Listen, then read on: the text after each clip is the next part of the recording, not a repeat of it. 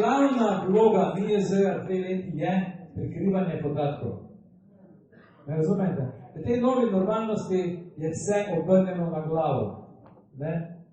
In če ti prikrivaš podatke o škodljivosti nekega zdravila, kar pomeni tudi cepiva, je to, kaj je to? Kaznivo dejanje, to je kaznivo dejanje.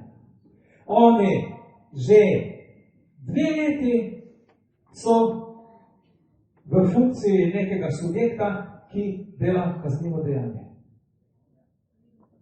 In kot vemo, NIJZ je pač podaljšana roka WHO-ja, tako bo WHO rekel, tako bo NIJZ naredil. In če ne bi imeli mi NIJZ-ja v Sloveniji, bi imeli več zdravja, vam jaz povem.